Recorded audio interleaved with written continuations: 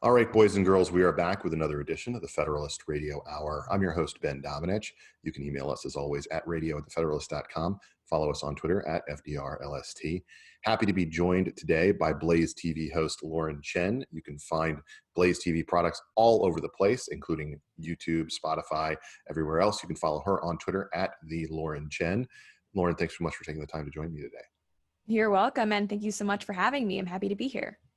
I wanted to talk to you about a number of things, but because we haven't had you on the show before, maybe give our listeners a little bit about your background and how you ended up at the Blaze. Sure. I guess I have quite a long background story. I was born in Canada, grew up in Asia, specifically mostly Hong Kong, and I came to the US for university, studied political science and Middle East studies in Arabic, and I always imagined myself working as some sort of analyst or something like that.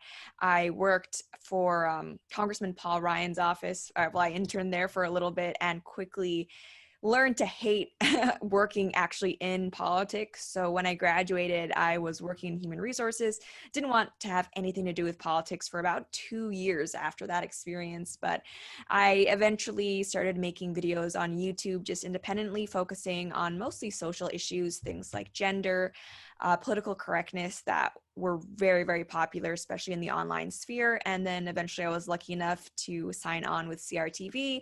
And then, of course, I think it's about two and a half years ago now, CRTV merged with The Blaze, and I've been with them ever since. I want to talk a little bit about your background ideologically. It seems like you've gone through a number of different changes in your viewpoint over several years. When you started out, what was your perspective on politics, and how does it compare to where you're at now? Well, I definitely have gone through changes politically, but I'm a little bit different. I think a lot of the people who talk about their political growth and evolution now have this whole walk away movement where they used to be liberal or leftist, and then they kind of pivoted to becoming either more classically liberal or conservative or libertarian. I've always been right wing. That's just, I guess, my natural inclination. But with that being said, I have gone through political evolutions. I've, throughout my interest in politics, gone through a neocon phase, a libertarian phase. I also used to be pro-choice, as you know, a lot of people were, especially before learning about things like fetal development. And I now find myself at a kind of, I'm not even sure, maybe just mainstream conservative type of position. But I think my political views are always evolving, though I haven't had anything like the Brandon Strauchs of the world where there's a kind of 180 shift. When you talk about sort of mainstream conservatism, one of the big changes that seemed to happen for you was a difference in the level of importance of organized religion. Did you grow up secular? I think the best way to describe my upbringing would be Christmas, Easter Catholic. Mhm. Right. My parents, we didn't pray before eating or anything like that. We weren't regular church goers. Not to say that I'd never been to church. I had been to a Bible camp when I was a kid, but overall religion was not a big part of my life in any way. And as I got a little bit older into my teenage years, I actually did go through my little angsty atheism phase where I thought I knew better than everybody because I read Richard Dawkins and I was just smarter. But when I started to look into things like philosophy, I actually became a little bit more open to deism and then eventually theism. And then when I was 16, I was baptized as a born-again Christian. The level to which that's an important aspect of your political identity now, how would you grade it? Have you always thought of that element as being something that mattered that much, or does it matter more to you now? Well, I think there is this misconception among a lot of people on the left that conservatives are only conservative because of their religion, or pro-life people are only pro-life because of their religion. And for myself, at least, I can safely say that I was conservative before I was ever Christian, and I was also pro-life before I kind of thought about how the issue of abortion related to anything to do with religion or spirituality. So for me, my direct political opinions, I'm not going to say they have nothing to do with my religion, but they are definitely grounded in more than just my religious beliefs. With that being said, though, I am at a point in my life where I recognize more and more that to have a just society, a happy society, a functioning society, it's not enough for us to just have this elusive, mythical, perfect government. I think a lot of societies' overall peace levels and just the peace within individuals needs to come from something greater than themselves. And for me, that is Christianity. So as I've gotten older, the role that faith has played in my own life has definitely expanded. And I think it's also, I've learned and come to appreciate much more how important religion is just to society as a whole. Eric Thompson at The Atlantic, who's one of their few smart writers, had a piece, a post recently, I should say, on Twitter, where he talked about how if you rewound to things that he believed, a little more than a decade ago, it would be that organized religion was a warping influence that was negative on society, that in more recent years that he questioned that stance and wondered where these different ersatz belief systems were coming from that were kind of supplanting or replacing religion. Fast forward to today, and he said, and now I'm in the position of everyone needs to go back to church. There seems to be this element within it's a simplification, but the pro-Enlightenment left, the Steven Pinkers of the world, et cetera, who look down and denigrate Christianity and organized religion generally as being something that has had kind of a warping influence on the way that people think about and view the world.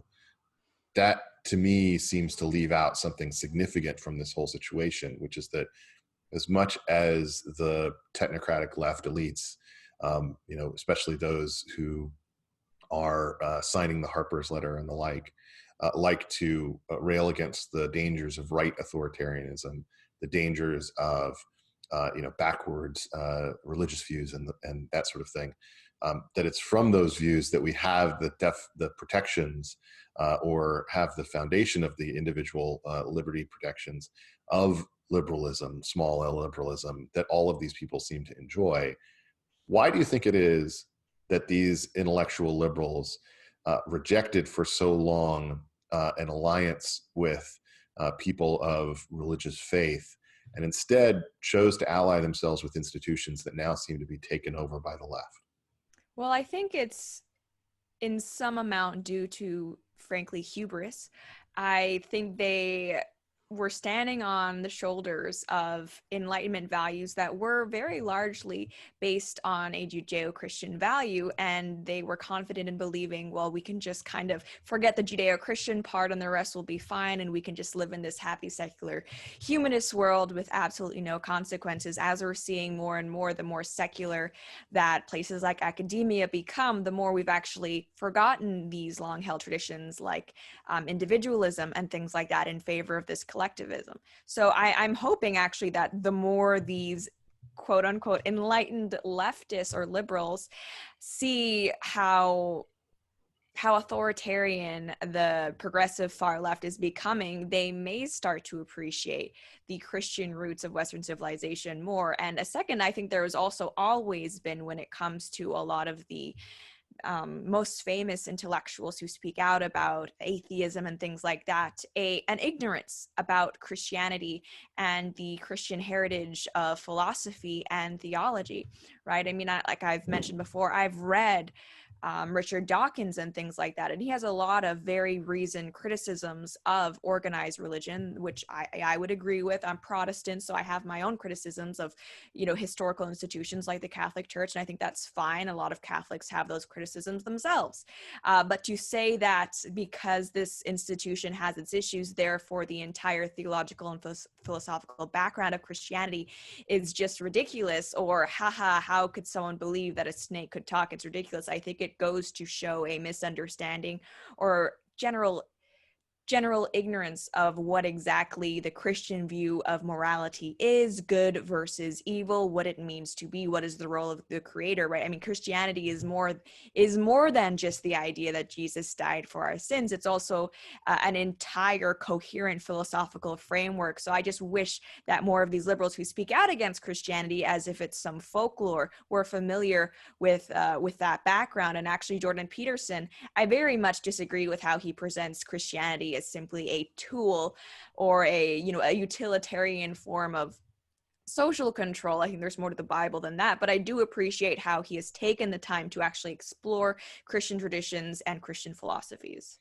The problem that I think that they missed in all of this was that the assumption that religion was something that just a certain portion of humans crave, Mm-hmm. when it's actually a universal craving, and that the people who, even those who reject organized religion, oftentimes replace it or supplant it with something else that takes its place. For instance, we have the rise of the nuns in recent years as a trend, NONES, not the good ones.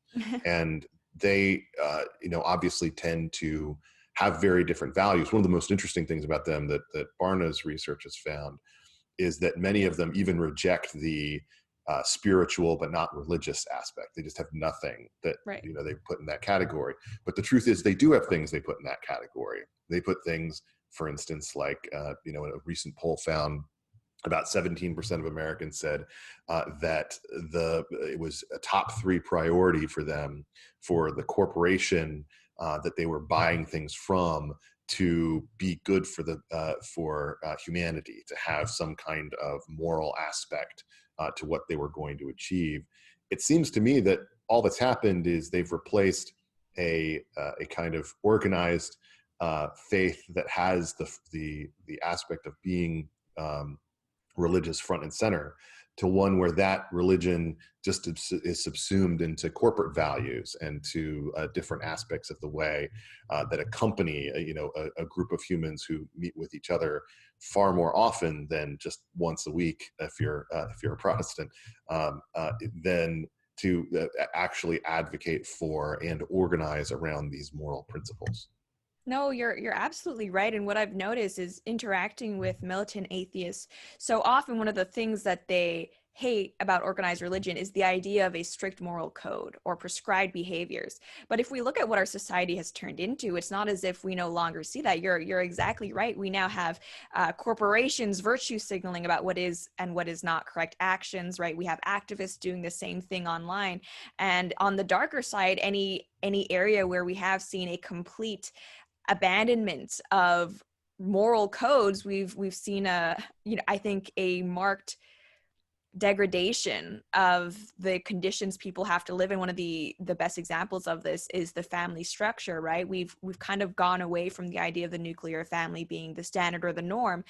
And I think to the detriment of children, who are now that much more likely to grow up in homes where they are either in poverty or subjected to a person who's an adult living with them who's not one of their biological parents, which of course then increases the likelihood of things like abuse and things like that. So I think we are learning that, like, whether you personally believe in religion or not, which is its own conversation, to say that the root of all the world's problems were due to religion, which some atheists do believe, is ridiculous. Did you happen to see the Smithsonian's whiteness graph that got some attention online a little while ago? Yes, I did. One of the aspects of that just stuck out to me was so many of the different values also play a role in the formation of and maintenance of nuclear families. And that to depict that as being something that is indicative of whiteness, first off, is incredibly insulting because it's not as if white people are the only people who can maintain nuclear families, but it's also a situation that goes against everything that we know data-wise about the way that family formation produces children, and it's likelier to produce both healthier, longer lives and frankly, more fulfillment in the long term, more stability across generations, all these other benefits that we know about it. At the same time, I feel like it's essential for that to get lumped into the rejection. When people talk about that being an element of Black Lives Matter in terms of the movement, not the hashtag, but the movement, because I think the movement likes when the hashtag is kind of lumped in with everything else, because a lot more people will post it than will know what's in it. The degradation of the nuclear family is essential to their argument in the same way that Ibram X. Kendi talks about capitalism's destruction being essential to anti-racism.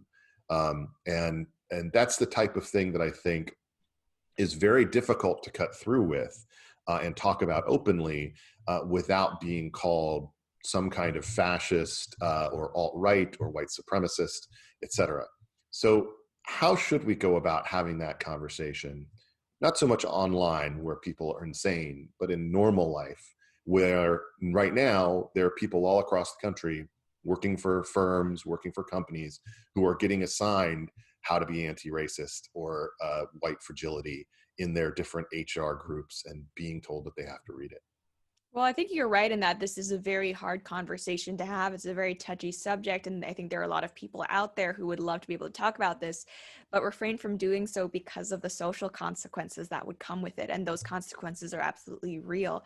As someone who has done many a video talking about the importance of things like family and the way that the nuclear family structure can actually improve outcomes for children, it is shocking how quickly people are to call you a racist for bringing up the way that these statistics affect maybe specifically places like African American communities, right?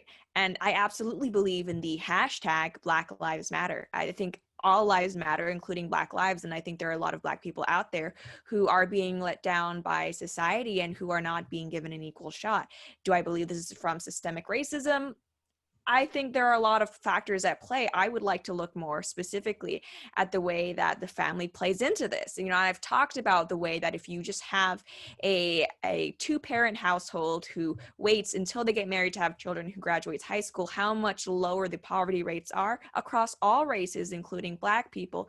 And, you know, the prevalence now of single motherhood in African American communities, and the way that if this cultural shift were to happen, to bring things back to the way they were maybe in the 50s, when it's shocking to hear this now, but Black parents were actually more likely to be married than white parents, how much of a change that could have in so many Black people's lives. I am called a racist. I am called a fascist and all these terrible things.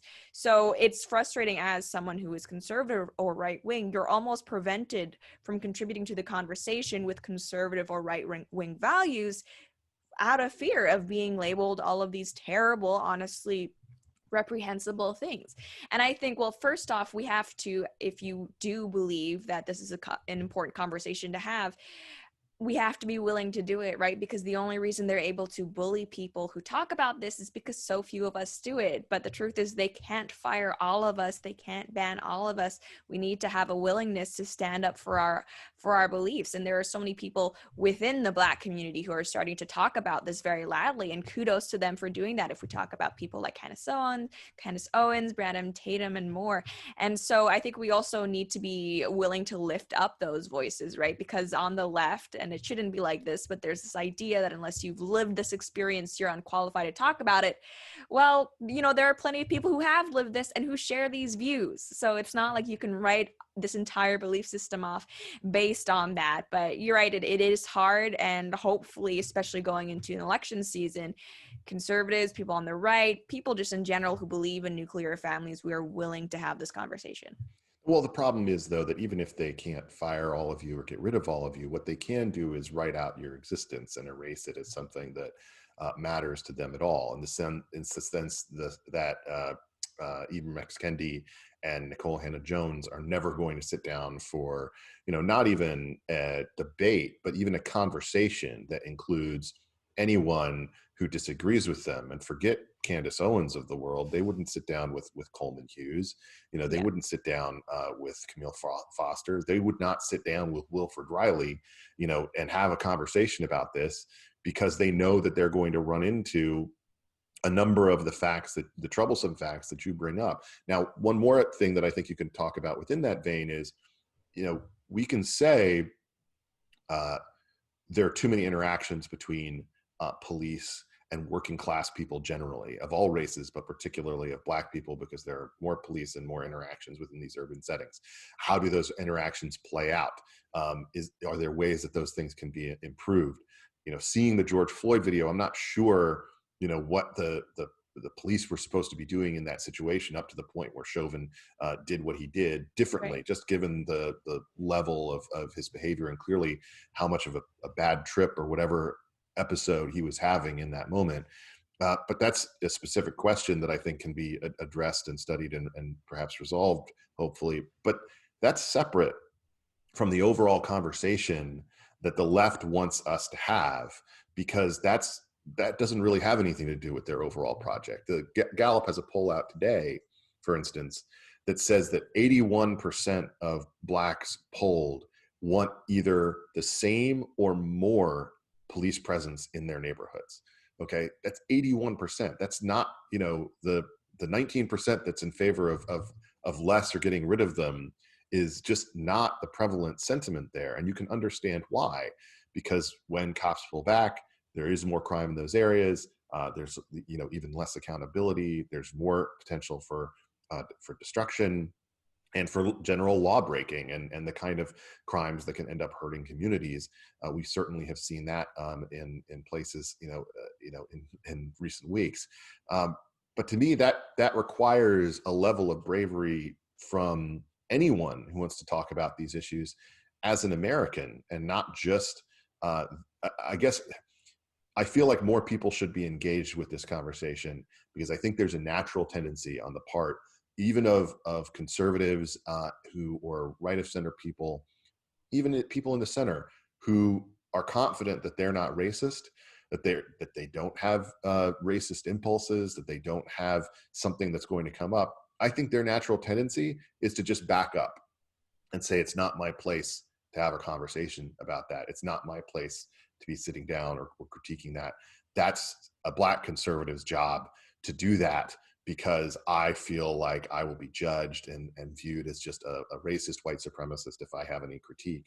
And so those tend to be the people who kind of run away from the fight and basically say they don't want to engage because there's nothing worse in this day and age than being called a racist. I feel like that's terrible, because it leaves the conversation to a select few of super brave people who are willing to stand up and doesn't involve the whole of America, which is what conversations like this ought to. Mm-hmm. I think it is absolutely terrible. And I am of the apparently controversial belief that, Black Americans, Black people are Americans who share experiences with the rest of us. So I think, if you look at a lot of the problems that are facing Black communities in the inner city that we talk about so often now with the whole Black Lives Matter movement, they are not exclusive to the Black community, even though they might be overwhelmingly disproportionately affected by those problems, things like over-policing and such. So I have an issue with the idea that these are just Black issues, right? And I think the concept that if you're not in this specific racial group, you have to shut up about the issue, that is ceding territory, ceding the public discourse to leftist ideals. And I don't think conservatives should be willing to do that. Like you mentioned, activists probably aren't going to want to engage with you if you are conservative, especially if you're not from the demographic group you're talking about. But the average person out there, even if they're not a conservative, might not have that same opinion. So I think people need to be focused not really on convincing the left-wing activists out there who I don't want to say they're a lost cause, but they're a much bigger job. Why don't we focus more on the people who maybe are center left or a little bit more left-wing, but who are more reasonable? Because I think there's actual valuable dialogue that can happen there. The element of this that I would compare it to is I've literally had guests on this podcast from I think multiple ethnic backgrounds in the past to talk about problems that affect Puerto Rico. Just Mm-hmm. because my family is Puerto Rican and theirs isn't, doesn't mean I'm not going to listen to them when we're talking about financial problems in Puerto Rico or the level of chaos and frankly corruption that exists within the island. That would be ludicrous, any more than rejecting the opinions of someone based on their ethnic background or race as it relates to the level of policing or prison reform or any of these other aspects. That's ridiculous, and it seems to be very against discourse and freedom of thought that exists within a world that values academic freedom. But to your point about kind of the lost cause kind of thing, I'm not sure that there's anything productive that would come out of a conversation with Nicole Hannah-Jones. Mm-hmm. And I say that based on multiple Twitter interactions, including her accidentally or perhaps intentionally lying about my family tree. But I wanted to read you this Kendi quote, because to me, this is how far apart the conversation is. He writes, "Capitalism is essentially racist. Racism is essentially capitalist." He does that a lot. He does that flip thing. They were birthed together from the same unnatural causes and shall one day die together from unnatural causes, or racial capitalism will live into another epoch of theft and rapacious inequity, especially if activists naively fight the conjoined twins independently as if they are not the same. Now, to me, that's something I wouldn't be surprised to read in The Nation or in, I don't think, it doesn't sound as much like a Mother Jones thing, but your sort of lefty publication. Yeah. We're talking about a top bestseller in the United States, something that is being added to the list of all the things that ought to be recommended by HR departments across America, and that is fundamentally opposed to the capitalist system that has been at the center of American life since its founding. We should be able to have a conversation about that too. It seems it's not like the question of is capitalism racist or not can only be resolved by one person.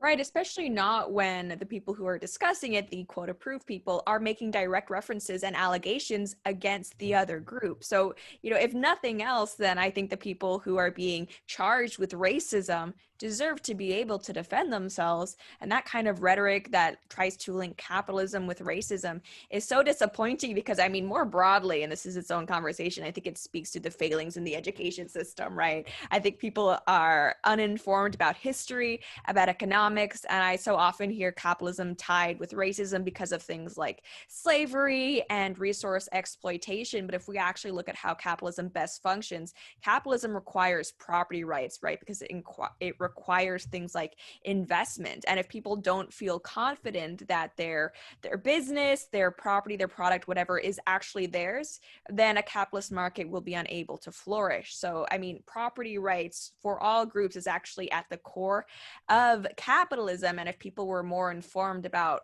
how capitalism actually functions from people who don't just straight up hate capitalism, I think their tune would change a lot. And actually, as someone who grew up in Asia, specifically Southeast Asia, I have seen the amount of development that has happened as a result of capitalism. We're talking things like foreign direct investment, which I know people are all about wanting to do charitable things, but I really do believe that FDI is the fastest way toward economic growth and general societal development that we have. And I say that coming out of, I've seen the economic boom that has happened to China. And of course, they have their own government systems, but any growth that has happened has been as a result of capitalism. The success story of places like Hong Kong and Singapore, who are not majority white countries, in case anyone isn't familiar with them, to say that capitalism is intrinsically racist is just, it's absurd. I think it's much easier to make the argument that capitalism is perhaps the most anti-racist system of economics that we've had in the history of the world. And I think it would be, I'll tell you who I would like to see Ibram Kendi debate on that point. I would like to see him debate the Pakistani immigrants who owned the liquor store that got burned in New York. I would like him to see the Korean bodega owner in DC whose store got robbed and had to go to the hospital. I would like to see him debate those people and inform them why the very thing that they came here to enjoy, that their families now own as small businesses, and that have opened up new opportunities for them for a life here, why they're racist to build their small businesses on that system. I'd like to see that argument. Let's shift a little bit to the political scene. It seems to me that one of the big dangers that we're facing in this moment is a lack of appreciation. You mentioned a lack of education earlier on how far the pendulum has swung on the left. Now, you hear the arguments made by Republican politicians all the time about socialism. One of my problems that I have with it is that I felt like they deployed that a little too early. They used it against Barack Obama very early on in ways that I think were not actually a reflection of what he was trying to do at the time. We'll get back to him in a second. And that when the real thing comes along, you don't really have a language for it. In the same way that Democrats used authoritarian and dangerous and all of these crazy terms against someone like Mitt Romney, a rapacious, rich guy who was going to take everything away from you. And then when Trump came along, they didn't have a language for him, and nobody would listen to him because if Mitt Romney and Paul Ryan were sexists, it's like the boy who cried wolf. Exactly. Yeah. When the beast shows up, you no longer have a language for it. To me, one of the biggest elements of this moment that the White House and the administration and Republicans in general have a really tough time explaining to the American people is just how radical the left's agenda truly is right now. And when I say that, I don't mean the Democratic Socialists or the Justice Democrats who continue to win primaries as they did just the other night in Missouri. What I mean is the level to which very extreme ideas have become accepted by not just the bulk of people who ran for the Democratic nomination, but including by a former president, Barack Obama, who came out just this past week and said that the filibuster, which he once emphatically defended as essential to democracy, is nothing more than a legacy of Jim Crow that has to be eradicated, who called for adding Washington, D.C. and Puerto Rico as states. The Democrats support doing that just via active majority in Congress. Hillary Clinton has called for the eradication of the Electoral College. It's not just fringe people like that. The Beto O'Rourke position on guns, very familiar to you, I'm sure, is essentially the one at the center of the Democratic Party. Joe Biden, who supported the Hyde Amendment and forbidding taxpayer dollars going for abortions, not just around the world, but here additionally, is completely on the opposite that side of the issue. They've said that they'll bring back the kangaroo courts on campuses.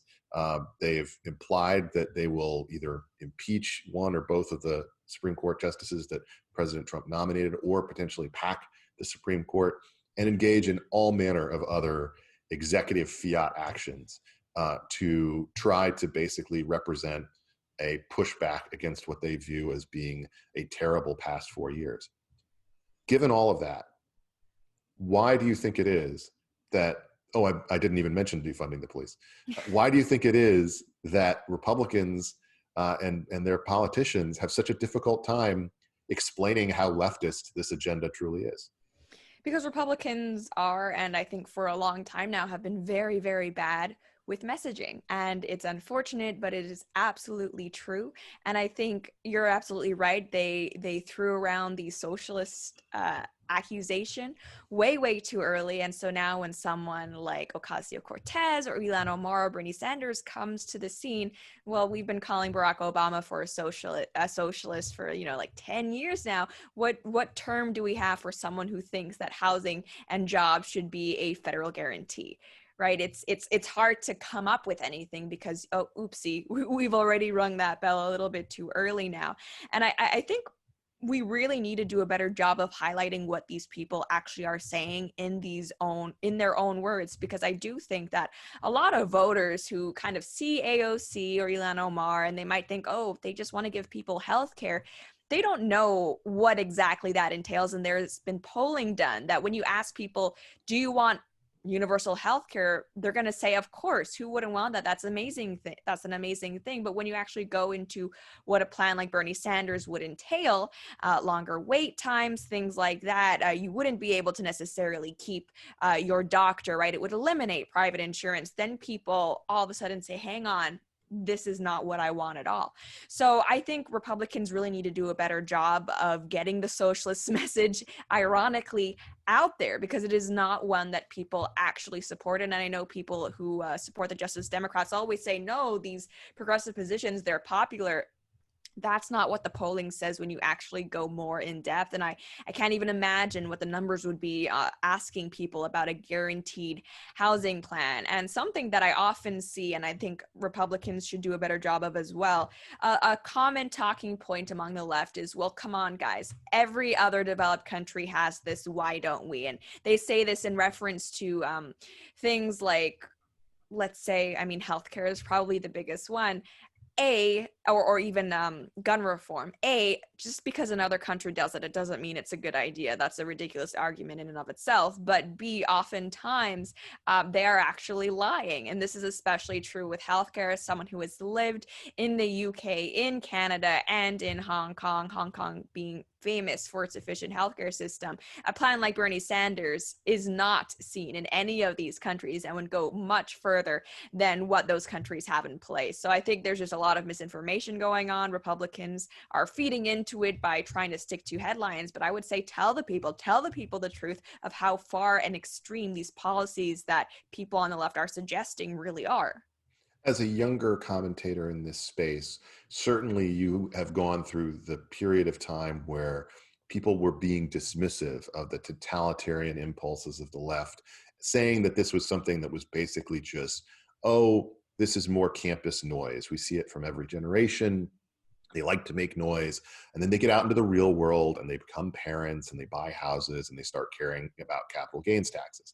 Well, that's not the way this has worked out. And to me, I feel like the totalitarian impulse of the left can't be underestimated in the current moment, because if there's anything that we know from Barack Obama's second term, it's that he became a lot more authoritarian. The pen and the phone, approach to governing, suing the Little Sisters of the Poor, really going after, a lot of different organizations that he found troublesome and problematic, and frankly, doing all of the things that going after media and use of the Espionage Act that ended up really misusing the way that our law enforcement and intelligence services should work.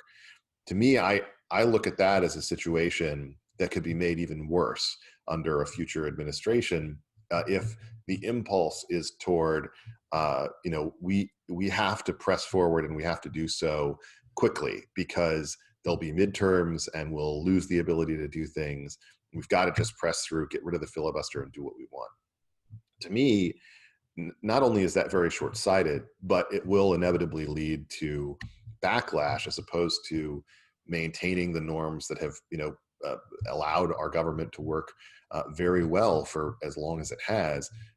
Is there any way that you can convey to people who are not in the line of commentary, who don't necessarily think of themselves as being in the line of fire on these things, that yes, people are going to come after you and they are going to be authoritarian and totalitarian in the way that they treat you if you run afoul of them? Clearly, that's an opinion already many Americans hold, because it's one that the Cato Institute recently had a YouGov poll that showed this. People who said that it was okay to fire people who gave to politicians they didn't like, people who expressed, everyone except the farthest left progressives, worry about ramifications should they speak out about their opinions at work. But I think that worry hasn't really been connected with by any political leadership. The president, will throw out a line about cancel culture or something like that, but that's pretty much it. Why isn't that more central to this conversation in this moment? I'm not sure, because I think that isn't an area where Republicans would have a really great shot at reaching people who are in the center or maybe undecided. I mean, a lot of the issues that are going on right now, they may seem a little bit amorphous to some people, right? Just general, like, what is cancel culture? Does it affect me generally? I don't know. If I'm not living in a city like Seattle, do these riots actually have an impact on my life? I'm not sure. Something that I think we need to do a better job of explaining is that even if you don't care about politics, these people's politics care about you. And if given the opportunity to do so, they will absolutely legislate restrictions that will affect you in your everyday life and that will affect your family. One of the most shocking examples of this is the way that they are handling children's education. In somewhere like Texas, it actually happened where a husband or an ex-husband, a father, was having his little boy taken away from him because his mother and their therapist decided that, oh, it's actually a trans child and they should be transitioned socially and maybe even put on hormones a few years down the line. The father objected to this, but for a while the judge was siding with the mother. Like, can you imagine actually having your child taken away from you because you don't agree that a child should be transitioning? It's outrageous, but this is the type of mentality that these people have. Another thing having to do with children is that more and more there's this push to get rid of homeschooling entirely, make it so that you have to give your children over to the state, right? There are places that want to abolish charter schools, private schools, and homeschooling entirely. If we look over to our friends in Europe, we see that there are some places that have already done that. So what that means is that if you are unhappy with the way that government is running education, which so many people are, you do not have a choice if you are a parent of where to send your child for schooling. Another thing is speech codes. In places like New York, you can actually be fined for refusing to acknowledge someone's gender. So that means if you're a business owner and you refuse to call someone Z's or any, I think there's like 28 recognized genders, you can actually be in trouble, right? These are things that you can shut your ears off from politics all you want, but this is going to affect you in your day-to-day life. And I mean, stuff like that, it might sound outrageous, it might sound like the type of thing you only see on Tumblr, but unfortunately this is real everyday life in places in the country right now. Before I let you go, Lauren, in terms of your own approach to talking about and advocating on these issues, what has been the feedback that you get from those who respond well to your message? Do you get those kind of messages from people who say, I can't say what you're saying, but I agree with it? I get a lot of those, unfortunately, and it's kind of a mixed feeling because I'm so glad to have that support and I am grateful for it. But I feel for people who are out there who believe that, man, if I were to actually say what I was thinking, I might lose my job, I might get in trouble at school, I might lose my friend group, and that really just emboldens me to keep doing it because I think, and this might sound like an overreach, but I think it's actually where we are as a society. We need to normalize these types of opinions again, because the people who are kind of in charge of academia and social media, they would love for you to think that someone who supports Trump or even just the concept of free speech is some right-wing extremist. But that is not the case. These are run-of-the-mill views, and I shouldn't have to be ashamed of having mainstream opinions. The coronavirus has meant that the whole world took its eye off of what was going on in Hong Kong. Do you still have any friends there, and have you talked to any of them? I don't necessarily have friends there. I was in an international school at the time, so when I left, a lot of them have gone back to places like Europe, Canada, the US, and Australia for things like university, and then graduated. But I do have family members there. Actually, my parents were living there until not very long ago. They're in Canada right now, but it has been very, very disappointing to see how the mainstream media has really kowtowed to China when it comes to something like the coronavirus. Just a few months ago, they were all, we stand with Hong Kong. But now that I think they see China as a way to hurt Trump, it's almost as if they've forgotten that. And I think there is a sickening hypocrisy on behalf of the people who are kind of acting almost as puppets for the CPC. And what has really frustrated me on social media is the people who would dare to compare rioters, pushing things like communism and far left authoritarianism to the protests in Hong Kong. Because if you think that for a second that they're even comparable, then you frankly don't know what's going on in the world. Well, the Washington Post had a tweet the other day about promoting one of their articles where they said that President Trump criticizes the Communist Party, but that many Chinese people view it as the key to a brighter future. So that's about the stage that we're in terms of partisanship. Lauren Chen, thank you so much for taking the time to join us today. Really appreciate it. Thank you so much for having me. I had a great time. I'm Ben Domenech. You've been listening to another edition of the Federalist Radio Hour. We'll be back soon with more. Until then, be lovers of freedom and anxious for the fray.